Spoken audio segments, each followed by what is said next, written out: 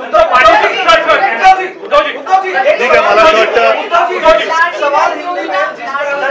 को लेकर आपने अभी कहा कि किस तरह से महिला सुरक्षा बेरोजगारी बड़े मुद्दे हैं, लेकिन आज प्रेस कॉन्फ्रेंस करने के बाद उन्होंने स्पष्ट करते हुए ये कहा कि हमारी योजना पर सवाल खड़े कर रहे हैं, पर अपने मैनिफेस्टो में भी कहीं ना कहीं ये योजना हाँ बिल्कुल दी थी, इसलिए मैं अभी अपेक्षा कर रहा हूँ।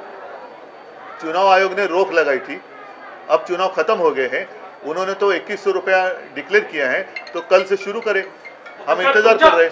चला, धन्यवाद सगळ्यांना। कसा लागला आज महाराष्ट्राच्या सर्वांनाच पडलेला विधानसभा निवडणुकांचा निकाल लागला, तरी देखील जे जिंकले त्यांचं मी अभिनंदन करतो आणि ज्यांनी प्रामाणिकपणाने महाविकास आघाडीच्या त्यांना मी तसं पाहिलं तर एक जणू काही लाटेपेक्षा सुनामीच आली असं निकालाने दिसतंय। पण हा निकाल सर्वसामान्य जनतेला पटलाय की नाही हा सुद्धा एक महत्त्वाचा प्रश्न आहे। एकूण आकडे जे काही दिसत आहेत ते आकडे बघितल्यानंतर या सरकारला अधिवेशनामध्ये एखादं बिल मंजुरीसाठी मांडण्याची गरजच नाही असे आकडे आहेत। पटलाय की नाही शिल्लक ठेवायचा हा सुद्धा एक महत्त्वाचा प्रश्न आहे। आणि 1-1.5 वर्षापूर्वी भारतीय जनता पक्षाचे तुर्तास असलेले अध्यक्ष जे.पी. नड्डा जे बोलले होते की एकच पक्ष राहील, party, one nation one election आणि वन पार्टी या दिशेने आपली आगेकूच चालली की काय असं भीतीदायक चित्र आहे। एकूणच हा निकाल जर का बारकाईने पाहिला तर आम्ही ज्या काही प्रचार सभा घेतल्या संपूर्ण राज्यभर आम्ही सगळेच फिरलो, सुषमाताई आहेत, अनिल आहेत, आदित्य आहे, संजय आहे, मी स्वतः आहेत। हा निकाल म्हणजे लोकांनी महायुतीला मतं का दिली? सोयाबीनला भाव मिळत नाही म्हणून दिली का? कापसाची खरेदी होत नाही म्हणून दिली का? महाराष्ट्रातले उद्योग गुजरातला नेले जात आहेत म्हणून दिले का? महिलांची सुरक्षितता वाऱ्यावरती सोडली गेले म्हणून दिली का? म्हणजे नेमकं कळत नाही की कोणत्या प्रेमापोटी तर हा शब्द चुकीचा आहे, रागापोटी अशी ही लाट जणू काय उसळले हे कळत नाहीये। हा निकाल अनाकलनीय आहे आणि याच्या मागचं गुपित हे काही दिवसामध्ये तर शोधावं लागेल। तूर्त मी महाराष्ट्राच्या जनतेला सांगतोय की आपण निराश होऊ नका, खचून जाऊ नका। काही जण म्हणतात की हा ईव्हीएमचा विजय आहे, असूही शकतो, पण महाराष्ट्राच्या जनतेला हा निकाल मान्य असेल तर मग कोणीच काही बोलण्याची गरज नाहीये। पण जर मान्य नसेल तर त्यांना सांगतो की आम्ही प्राणपणाने महाराष्ट्रासाठी लढत राहू, महाराष्ट्राच्या हितासाठी आम्ही लढत राहू। कोणी काही म्हटलं तरी महाराष्ट्राच्या जनतेला मी वचन देतो की आम्ही तुमच्या सोबत आहोत। हा जो विजय आहे महायुतीचा लाडकी बहीणचा इम्पॅक्ट असल्याचं म्हटलं जाते। लाडकी बहीणचा इम्पॅक्ट जर का असेल तर मग बाकीच्या ज्या काही गोष्टी या उघड दिसत होता, आपण सुद्धा रिपोर्टिंग केलेलं आहे। मी तेच म्हटलं ना की सोयाबीनला भाव नाहीये, कापूस खरेदी होत नाही, शेतकऱ्याच्या डोक्यावरती कर्ज चढलेलं आहे, बेरोजगारी वाढते आहे, महिला असुरक्षित आहेत, ह्या अशा अनेक गोष्टी, बेकारी वाढते आहे।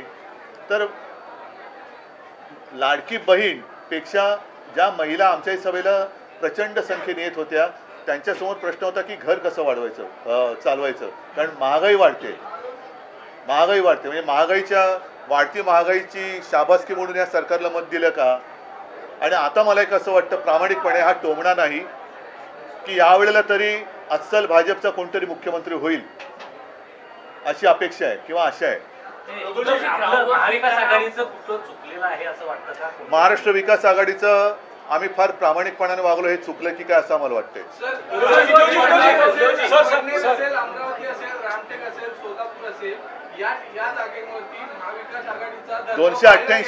288 पैकी या मोजलेल्या जागा किती आहेत? 288 पैकी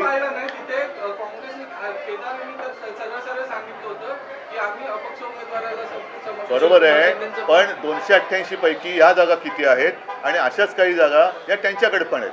पण म्हणून मी म्हटलं ना की अशी लाट उसळले असं काय नेमकं यांनी काम केले ते तिथे दाखवा ना। पण आणखीन एक गोष्ट अशी आहे की ठीक आहे, आता ते जिंकलेले तर आहेत, त्याच्यामुळे त्याच्यात मला त्यांचं अभिनंदन करण्यामध्ये मला कुठे कद्रूपणा दाखवायचं नाही आहे. मी त्यांचं अभिनंदन करतो. आणि आता निवडणूक आयोगाने स्थगिती दिलेली लाडकी बहीण ही योजना पूर्ववत चालू करून त्याच्यात 2100 रुपये दर महिना ते द्यायला लागतील. शेतकऱ्यांचं कर्जमुक्त ते लवकर करतील. आणि जी जी काही त्यांनी आश्वासनं दिलेत ती नंतर कोणी बोलू नये की असा जुमला तर निवडणुकीच्या वेळेला करावा लागतो. या सगळ्या आश्वासनांची पूर्तता त्यांनी लवकरात लवकर करावी अशी माझी मागणी आहे. ग्राउंडवर फिरताना महाविकास आघाडीसाठी पोषक वातावरण दिसत होतं आणि इतका बदल अचानक लोकसभा निवडणूक झाल्यानंतर अवघ्या काही महिन्यात हाच एक अनाकलनीय बदल.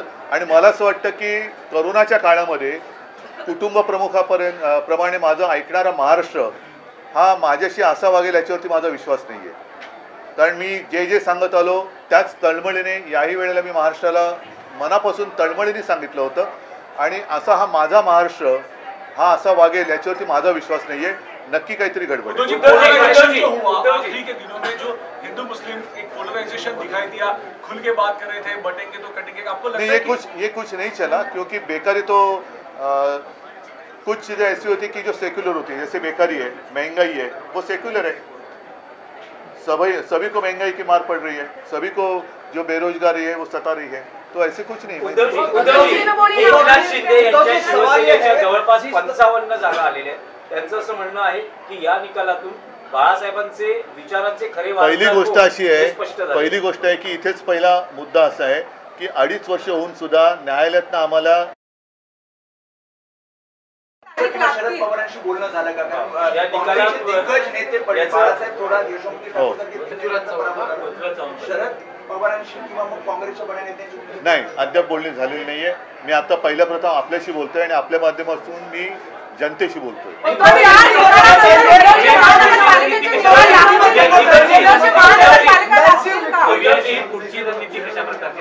पहिला आम्ही अमुक करू त्याच्यानंतर तमुक सांगितलं जात नाही. शेवटी पहिली गोष्ट की आजचा निकाल हा पूर्णपणे अनपेक्षित आणि अनाकलनीय आहे. तुम्ही स्वतः माझ्याशी वेळोवेळी बोलत होतात. तुमचं सुद्धा रिपोर्टिंग जे होतं ते निकाल अनपेक्षित वाटावा असंच होतं. आणि राज्यभर शेतकऱ्यांमध्ये असंतोष आहे, महिलांमध्ये एक असुरक्षिततेची भावना आहे, बेकार आहेत ते सुद्धा असेच आहेत, महागाई वाढते. या सगळ्या गोष्टी लक्षात घेतल्यानंतर प्रत्यक्ष चित्र दिसत होतं. सभांना सुद्धा प्रचंड गर्दी होत होती. आणि मला असं वाटतं की आमच्या सभांना प्रचंड गर्दी होत होती, लोक ऐकत होते. मोदीजींच्या सभेला अरे काय ऐकायचं, आम्ही ठरवलंच आहे तुम्हाला निवडून द्यायचं म्हणून खुर्च्या रिकाम्या होत्या. लोकांचं मत असो, मला असं वाटतं मी बोलू का तुम्ही बोलता?